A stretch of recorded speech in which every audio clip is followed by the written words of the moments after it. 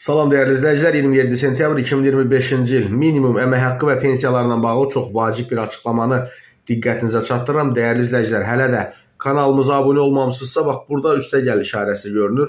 Əvvəlki 700 minlik səhifəmiz bağlanıb, yalnız bir səhifədəyik, o da bu səhifədir və canlılarımızı da buradan izləyə bilərsiniz. Azərbaycanda gələn ilin dövlət büdcəsi ilə bağlı müzakirələr başlayıb və cəmiyyətin əsas gözləntilərindən biri minimum əmək haqqı və pensiyalarla bağlıdır və ekspertlər hesab edirlər ki, sosial müdafiə tədbirləri ilə iqtisadi sabitlik arasında balansın qorunması hökumət üçün əsas prioritet olacaq. Bəs minimum əmək haqqı və yaşayış minimumu növbəti ildə nə qədər arta bilər və bu dəyişiklik əhalinin rifah halına təsir göstərəcəkmi? Qlobal Infoya bu barədə iqtisadçı ekspert Natiq Cəfərli danışıb və dəyərli izləyicilər qeyd edib ki, Azərbaycanda gələn ilin dövlət büdcəsinin ilkin parametrləri açıqlanıb. Maliyyə Nazirliyinin məlumatına görə büdcənin gəlir hissəsi təxminən 67 milyon manat, xərcləri isə 146 milyon manat artır. Bu rəqəmlərə baxdıqda minimum əmək haqqı və minimum təqaüdlə bağlı ciddi artımların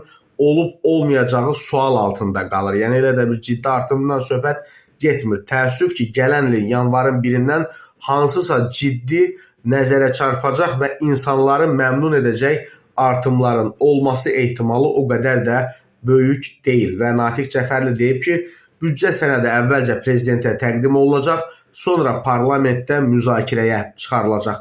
Prezidentin əlavə qeydləri və ya deputatlar tərəfindən ediləcək dəyişikliklər yekun sənəddə artımların səviyyəsinə təsir edə bilər. Lakin gələn il üçün böyük sosial artımlar gözləmək çətindir.